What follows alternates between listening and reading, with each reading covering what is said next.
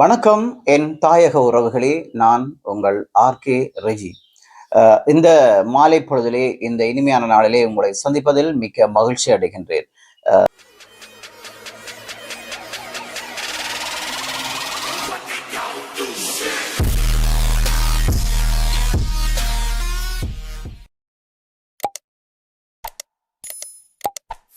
உங்களுக்கு எல்லாம் தெரியும், நாளைய நாளிலே உள்ளாட்சி தேர்தல் முடிந்த பின்னர் நாளைய நாளிலே சபை அமர்வுகளும் பதவி ஏற்புகளும் நடக்க இருக்கின்றன. அந்த பதவி ஏற்புகளிலே அவரவர் கட்சிகள் கட்சி உறுப்பினர்கள் பதவிகளை ஏற்க இருக்கின்றார்கள். அவர்களுக்கு எங்கள் ஊடகம் சார்பாக நன்றிகளையும் வாழ்த்துக்களையும் தெரிவிப்பதோடு தொடர்ச்சியாக காணொளிக்க போகலாம். தெரியும், நடந்து முடிந்த முள்ளிவாய்க்கால் மே 18 என்று சொல்லி சொன்னால், மே 18 முடிந்தது. சிரட்டைகளும் அங்காங்கே எறியப்பட்டிருக்கிறது, கொடிகளும் அங்கே வீசப்பட்டிருக்கிறன, அது அடிக்கப்பட்ட ஃபெனர்களும் வீசப்பட்டிருக்கிறது. இதில் முக்கியமானது ஒன்று என்னவென்று சொல்லி சொன்னால், எடுத்த போட்டோக்களும் அவரவர் எம்பசிகளுக்கும் அனுப்பப்பட்டிருக்கிறது தங்களுடைய விசாவுக்காக. ஆனால் இன்றைக்கு எங்களுடைய மக்கள், எங்கள் யுத்தத்தால் உண்மையாலேயே பாதிக்கப்பட்ட மக்களுக்கு ஆதரவு கூற யாரும் தயாராக இல்லை.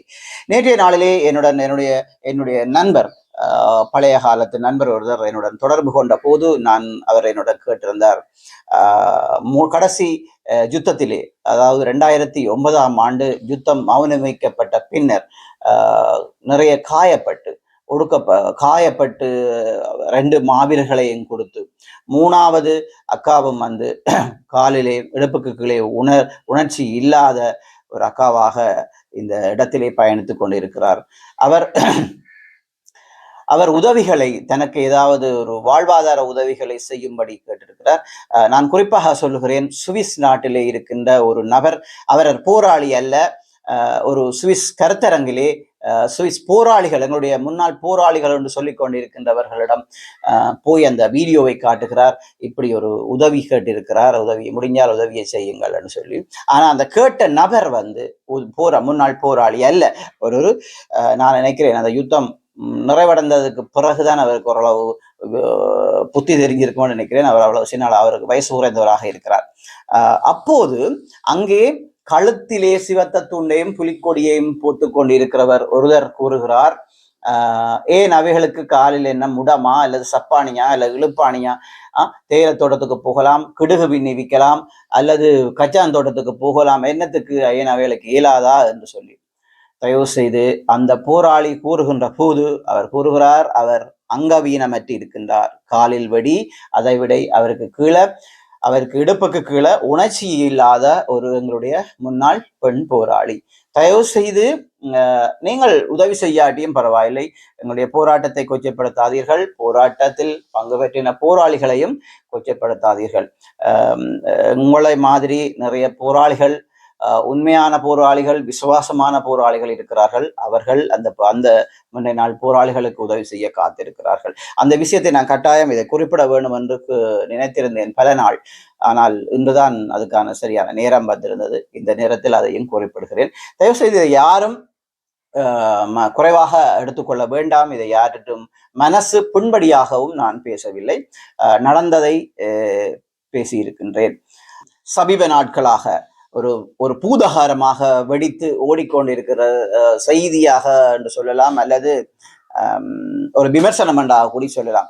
உங்களுக்கு தெரியும், தமிழ்நாட்டிலே இயங்கிக் கொண்டிருக்கின்ற பிரபலிய தொலைக்காட்சியான சி தமிழ் சரி கமபா என்ற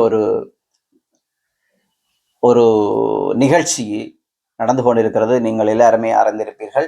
அந்த வகையிலே நாங்கள் சுருக்கமாக சொல்ல வேண்டுமானால், எங்களுடைய உறவுகளை அவர்கள் என்ன தேவைக்காக பயன்படுத்துகிறார்கள் என்று எங்களுக்கு தெரியவில்லை. ஆரம்பத்திலே நான் உங்களுக்கு ஒரு விஷயத்தை இந்த இடத்திலே சொல்ல இருக்கின்றேன். எங்களுடைய தேசிய தலைவர் அந்த நேரத்திலே கூறியவையை நிறைய பழைய போராளிகளுக்கு விளங்கும் என்று நினைக்கிறேன், அவர்கள் அறிந்திருப்பார்கள் என்று நினைக்கிறேன்.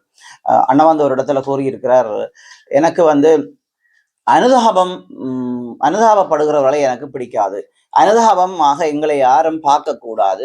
அனுதாபத்துக்காக எங்களுக்கு உதவி செய்வர்களை நான் ஒருபோதும் ஏற்றுக்கொள்ளப் போவதில்லை, ஏற்றுக்கொள்றதும் இல்லை என்று சொல்லி அண்ணா இந்த வார்த்தையை அடிக்கடி கூறியிருப்பார். அது அன்னையோட நண்டாக்கள் அல்லது இது சம்பந்தமாக தெரிந்தவர்களுக்கு தெரிந்திருக்கும் என்று நான் நினைக்கின்றேன். அதைத்தான் நானும் இந்த இடத்திலே சொல்ல வருகிறேன். என்னன்னு சொன்னால், நீங்கள் ஒவ்வொருத்தரும் உங்களுடைய ஆளுமையை வைத்து முன்னுக்கு வாருங்கள், பாராட்டக்கூடிய விஷயம். உங்களுடைய திறமைகளை வைத்து முன்னுக்கு வாருங்கள், பாராட்டக்கூடிய விஷயம். ஆனால் நீங்கள் எங்கிருந்து வாருங்கள்? நாங்கள் ஸ்ரீலங்காவிலிருந்து வருகிறோம், அதெல்லாம் தேவையில்லை. உங்களுடைய எந்த நாட்டிலிருந்து வருகிறீர்கள்? இலங்கையிலிருந்து வருகிறோம். இலங்கையிலிருந்து வருகிறோம். எங்களை இலங்கையிலிருந்து வருகிறோம் என்று சொல்லுகிறது, அதுல எந்த பாரதூரமான ஒரு பிரச்சனையும் இல்லை.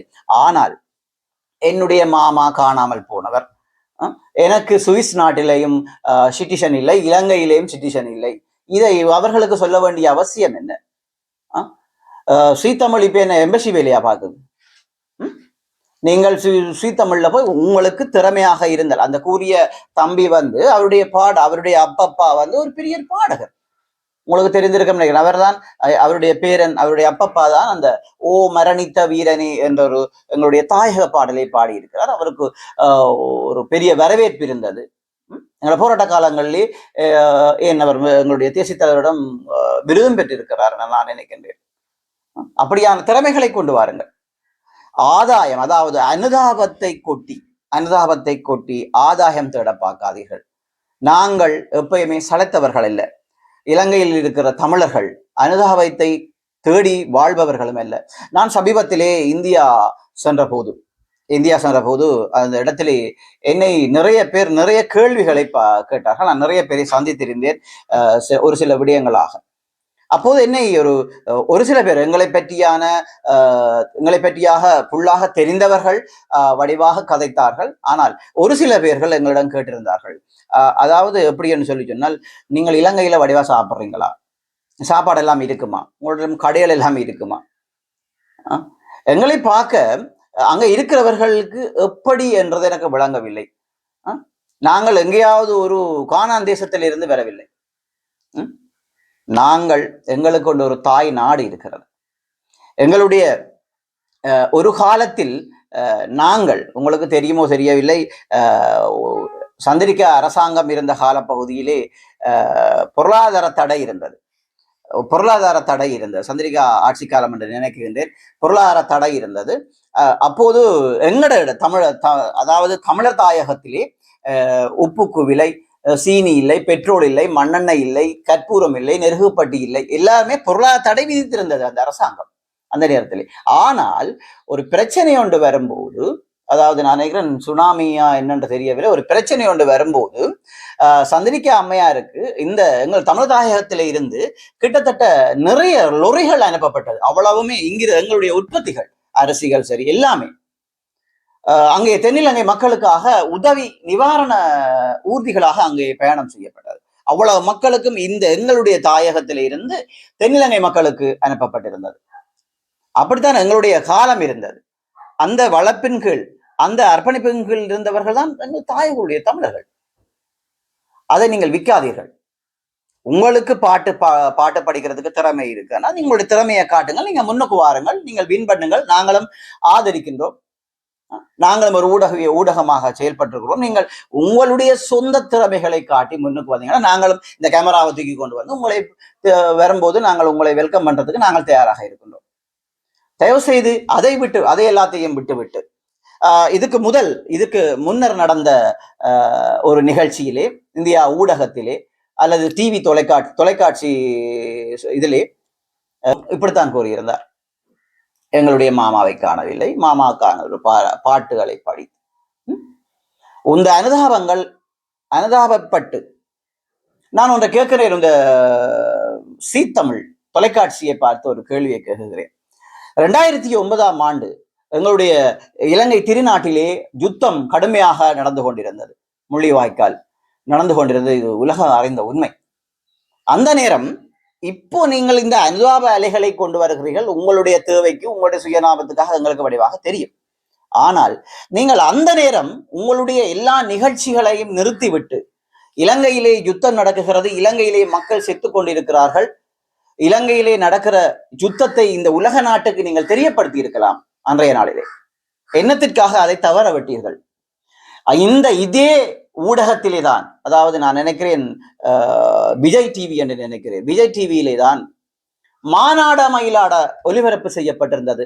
அந்த நேரம் இங்கே இலங்கை, நீங்கள் சொல்லுகிற இலங்கை தமிழர்கள் கொத்து கொத்தாக மடிந்து கொண்டிருந்த காலம். இதை யாருமே நீங்கள் அந்த நேரத்திலே நீங்கள் அதை செய்திருந்தால் இன்றைக்கு நீங்கள் சொல்லுவதை நாங்கள் ஏற்றுக்கொள்ளக்கூடிய மாதிரி இருக்கும். ஆனால் அந்த நேரத்திலே நீங்கள் உலக நாட்டுக்கு இதை தெரிய விடக்கூடாது என்று சொல்லி மாநாட மயிலாட நிகழ்ச்சிகளை கொண்டு வந்து விட்டு இப்போது உங்களுடைய டிஆர்பிஎல்ஐ ஏற்றுவதற்காக இலங்கை என்றால் எனக்கு கண்ணீர் கலங்கும். மதிப்புக்குரிய டி ராஜேந்திரன் அவர்கள் அன்றைக்கு ஒரு நிகழ்ச்சியிலே கூறியிருக்கின்றார், எனக்கு இலங்கை என்றால் கண்ணீர் வருகிறது, கண்ணீர் வந்துவிடும் என்று சொல்லி. தயவு செய்து உங்களுக்கு எங்களிடம் இருந்து நல்ல மரியாதை இருக்கிறது, வரவேற்பு இருக்கிறது, உங்களை நாங்கள் வணங்கி கௌரவிக்கின்ற ஒரு தராதரத்திலே உங்களை வைத்திருக்கின்றோம். உங்களுடைய அன்பு முக்கியம் எங்களுக்கு, ஆனால் உங்களுடைய அனுதாபம் எங்களுக்கு தேவையில்லை. அனுதாபத்தை தேடி தமிழன் எங்கேயும் ஓடப்போவதும் இல்லை. உங்களுக்கு தெரியுமோ தெரியவில்லை, நான் நினைக்கிறேன் நீங்க உங்களை வைத்திருக்கின்றோம். உங்களுடைய அன்பு முக்கியம் எங்களுக்கு, ஆனால் உங்களுடைய அனுதாபம் எங்களுக்கு தேவையில்லை. அனுதாபத்தை தேடி தமிழன் எங்கேயும் ஓடப்போவதும் இல்லை. உங்களுக்கு தெரியுமோ தெரியவில்லை, நான் நினைக்கிறேன் நீங்கள் ஒரு தமிழனை பர்மாவிலே அடித்தான், தமிழ்நாட்டிலே அடித்தார்கள், மலேசியாவிலே அடித்தார்கள் தமிழனை. ஆனால் இலங்கையிலேதான் தமிழனுக்கு அடித்தவனை திருப்பி அடித்த இடம். உங்களுடைய அனுதாபம் எங்களுக்கு ஒருபோதும் தேவையில்லை, ஆனால் உங்களுடைய நட்பு எங்களுக்கு தேவை. உங்களிடம் நாங்கள் நட்பு ரீதியாக கைகோப்பதற்கு நாங்கள் எப்போதுமே தயாராக இருக்கின்றோம். இதை மனசில் வைத்துக் கொள்ளுங்கள். நீங்கள் 2009ஆம் ஆண்டு எங்களுக்கு தெரியும், டி ராஜேந்திரன் ஐயா அவர்கள் எங்களுக்காக குரல் கொடுத்தீர்கள்.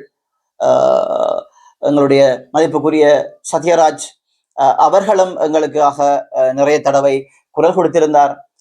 அப்படியான நிறைய விஷயங்களை நாங்கள் பார்த்திருக்கின்றோம். ஆனால் இந்த உங்களுடைய டிவியை, அதாவது சரிகமா நிகழ்ச்சியை உங்களுக்கு வெளி உலகத்துக்கு கொண்டு வர, அல்லது உங்களுக்கு அதிக கூடிய லாபங்களை தேடுவதற்காக எங்களுடைய உறவுகளின் கண்ணீரையும் வேதனையையும் விற்காதீர்கள். அவர் ஒரு தம்பி கூறியிருக்கார், மட்டக்களப்பில் இருந்து சென்று சொல்கிறார், 29 வருஷமாக நான் தோல்வியை சந்தித்தேன். 29 வருஷமாக நீங்கள் என்ன தோல்வியை சந்தித்தீர்கள்? அது உங்களுடைய ஏலாண்மை, உங்களுடைய திறமை இல்லாதது. உங்களுக்கு திறமை இருக்குது என்று தெரிந்தால் நீங்கள் முன்னுக்கு வந்திருக்கலாம். அந்த நேரத்திலே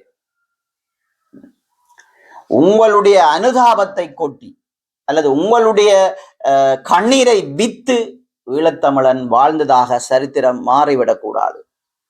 இதைத்தான் கூறவிருக்கின்றேன். தயவு செய்து அந்த நேரத்திலே இந்த மாநாட மயிலாட எல்லாத்தையும் நிப்பாட்டி போட்டு 2009ஆம் ஆண்டு இலங்கையிலே கொத்து கொத்தாக செத்துக்கொண்டிருந்த மக்களை இந்த தொலைக்காட்சிகள் காண்பித்திருந்தால் நாங்கள் இன்று சந்தோஷப்பட்டிருப்போம். ஆனால் அதை தவற விட்டிருக்கிறீர்கள்.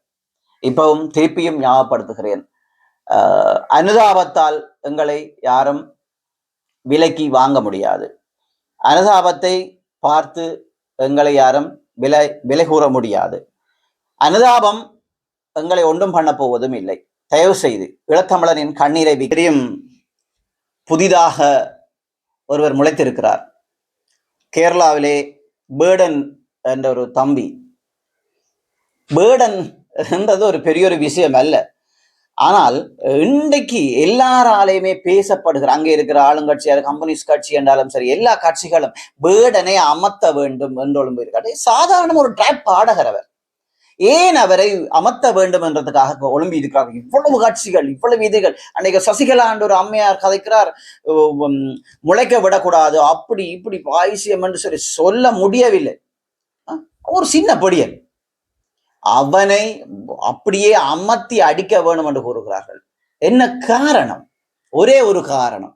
ஒன்று, அவன் தமிழன். இரண்டாவது, அவனுடைய அம்மா யாழ்ப்பாணத்தை சேர்ந்தவர். இதற்காக மட்டும்தான் அவரை அங்கே எல்லாரும் எதிர்க்கிறார்கள். உங்களுக்கு தெரியும், ஆரம்பத்திலே ஏதோ ஒரு குற்றச்சாட்டின் பேரிலே வேடன் கைது செய்யப்படுகிறார் காவல்துறையினரால். ஆனால் அவர்கள் அதை பிறகு என்ன நடக்கப் போகிறது என்று யோசிக்காமல் செய்தார்கள். அதே கைது செய்த காவலர்கள் தான் அவருக்கு பாதுகாப்பு கொடுக்க வேண்டும் என்று கூடி அவர்களுக்கு தெரியாமல் அவரை இழுத்து சென்றிருந்தார்கள். ஆனால் இன்னும் ஒரு காணொலியை பார்க்கக்கூடியதாக இருந்தது. அவர்கள் அதே வேடனுக்கு அதே காவல்துறையினர் பாதுகாப்பு கொடுத்திருந்தார்கள். இதுதான் தமிழர், அங்கதான் தமிழன் இருக்கின்றான். இதை தயவு செய்து கவனத்தில் கொள்ளுங்கள். எங்களுக்காக பரிதாபப்பட வேண்டிய அவசியம் இல்லை. நாங்கள் உங்களுக்கு தெரியும், ஒரு காலத்திலே தென்னிலங்கையிலே ஒரு பிரச்சனை நடந்து கொண்டிருந்த காலப்பகுதியிலே, தென்னிலங்கையிலே பிரச்சனைகள் நடந்து கொண்டிருந்த, இதை நாங்கள் யாருடைய மனமும் நோகத்தக மாதிரி சொல்லவில்லை. தென்னிலங்கையிலே ஒரு பிரச்சனையான காலப்பகுதியிலே எங்களுடைய மக்கள், அதாவது ஈழத்தமிழர்கள் என்று குறிப்பிடலாம், அவர்கள் அச்சசிதியை நோக்கி நகைக்கடைகளிலே இருந்திருந்தார்கள். உங்களுக்கு விளங்கி இருக்கும் இதை ஏன் சொல்லுகிறேன் சொல்லி. தயவு செய்து தமிழனை ஒருபோதும் பார்த்து நையாண்டித்தன்மையாகவும் அல்லது ஒரு பாவப்பட்ட ஜென்மமாகவும் அல்லது இவர்கள் பரிதாபத்துக்குரியவர்களாகவும் அல்லது இவர்களுடைய அனுதாபத்தை வைத்து உங்களுடைய ஊடகங்களை வளர்ப்பதற்காகவும் எங்களை பயன்படுத்தாதீர்கள். எங்களுடைய இளைஞர்கள் யுவதிகளை பயன்படுத்தாதீர்கள். தயவு செய்து அவர்களுக்கு ஒரு வாய்ப்பு கொடுங்கள். ஆனால் அனுதாபத்தை வைத்து வாய்ப்பு கொடுக்காதீர்கள். அதைத்தான் நாங்கள் கூறியிருக்கின்றோம்.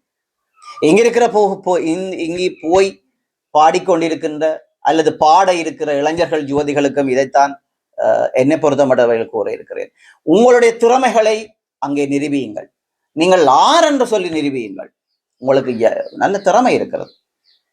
என்ன ஒரு சகோதரி போயிருந்தார், அவருடைய இங்க நான் நினைக்கிறேன் இங்க இந்த நாதஸ்வர வித்துவான் அவருடைய சகோதரி அங்கே அந்த இடத்திலே போயிருந்தார். அவருக்கு நல்ல பேக்ரவுண்ட் இருக்கு, திறமை இருக்கிறது, முன்னுக்கு வாருங்கள்.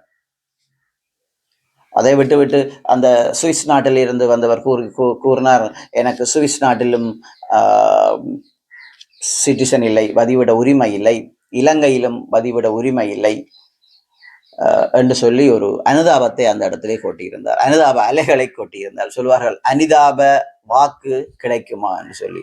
உங்களுக்கு தெரியும், இப்ப அது வெறுமனவே சீ தமிழ் என்றது ஒரு தொலைக்காட்சி. அது சுவிஸிலேயோ அல்லது இலங்கை திருநாட்டிலேயோ உங்களுக்கு குடியுரிமை பெற்றுத்தரப் போறது இல்லை. இதை கவனத்தில் கொள்ளுங்கள்.